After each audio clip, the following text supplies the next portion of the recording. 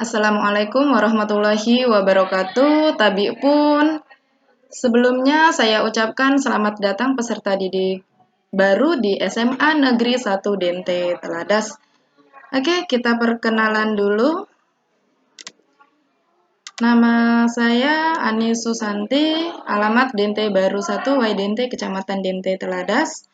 Pesan untuk peserta MPLS, semangat belajar untuk menjadi pribadi yang lebih baik. Materi kita kali ini adalah tentang cara belajar efektif. Belajar efektif itu apa sih? Belajar yang efektif adalah proses belajar mengajar yang berhasil guna, mampu memberikan pemahaman, kecerdasan, ketekunan, kesempatan, dan mutu yang lebih baik sehingga hasil dari pembelajaran dapat menghasilkan sumber daya manusia yang unggul.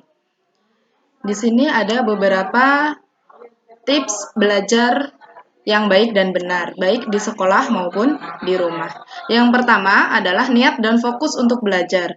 Jadi yang pertama-tama, kita harus mempunyai niat untuk belajar terlebih dahulu, supaya kita mempunyai semangat belajar. Kemudian yang kedua, mempunyai tim belajar kelompok di rumah. Setidaknya ketika kita tidak memahami suatu pelajaran dan teman dalam tim belajar kelompok kita tahu, kita bisa saling sharing. Yang ketiga, rajin membuat catatan intisari pelajaran. Jadi kalau tadi udah belajar nih di sekolah, kita bisa membuat catatan apa yang sudah dipelajari tadi ketika di rumah. Itu cara kita mengulang pelajaran yang sudah dipelajari. Kemudian yang keempat, disiplin dalam belajar. Maksud dari disiplin dalam belajar, kita harus punya jadwal belajar setiap hari di rumah. Kalau di sekolah kan sudah ditentukan jadwal belajarnya. Nah, kalau di rumah, kita juga harus menentukan jadwal kita belajar kapan. Mungkin jam 8 atau jam 8 sampai jam 9 malam. Ya, itu terserah dari dari siswa masing-masing ya.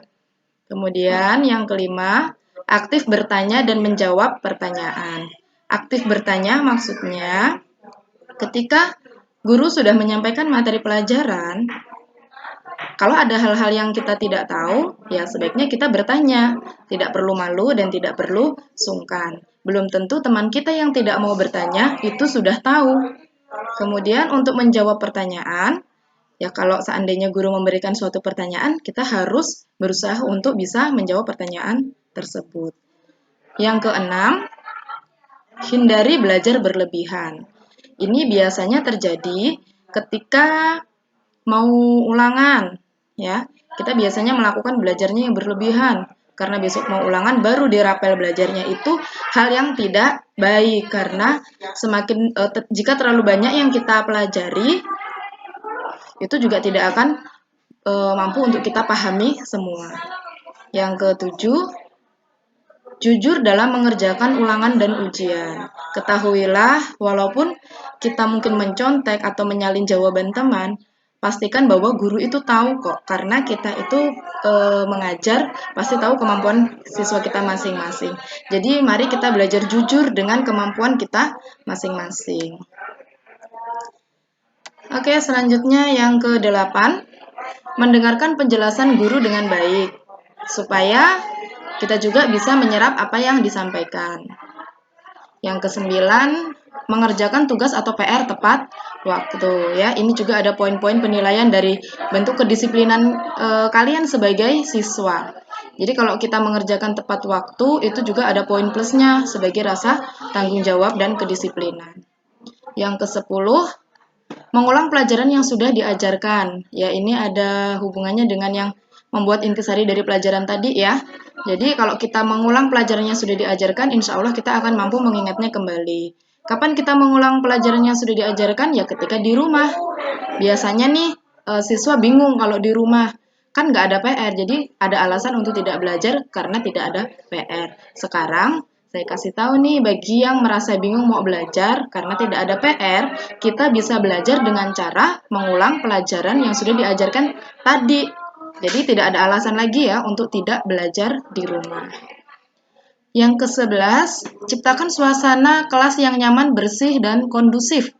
Sebenarnya di sini tidak hanya suasana kelas yang harus kita ciptakan untuk nyaman, bersih, dan kondusif, tapi juga suasana rumah ketika kita belajar di rumah juga harus nyaman, bersih, dan kondusif. Ya, Contoh yang nyaman ya tidak berantakan, tidak kotor, kemudian eh, dengan tempat yang terang, tidak berisik, seperti itu ya. Kemudian yang ke-12, hindari sikap tidak suka dengan pelajaran tertentu. Ya, anak-anak kita di sekolah itu tidak bisa memilih pelajaran yang disukai dan tidak disukai karena pilihannya adalah kita harus tuntas pada semua mata pelajaran. It's okay, setiap manusia pasti punya kelebihan dan kekurangan masing-masing. Tetapi bukan berarti kita punya pilihan untuk tidak menyukai suatu pelajaran. Karena apapun yang terjadi, ya kita harus mempelajari, kalian harus mempelajari semuanya. Ya, dan kalian harus tuntas pada semua pelajaran tersebut. Jadi, bagi yang merasa ada pelajaran yang tidak disukai, itu pasti suatu masalah atau suatu kendala. Itulah yang menjadi fokus kalian untuk belajar di rumah, supaya pelajaran yang dianggap sulit tadi bisa diulas, contoh dengan tim belajar kelompok tadi. Jadi, kalau dalam satu kelompok ada teman kalian yang merasa lebih bisa di pelajaran yang tidak kalian sukai, kan bisa mengajari ganti. Jadi, bisa saling mengajari di dalam tim belajar kelompok.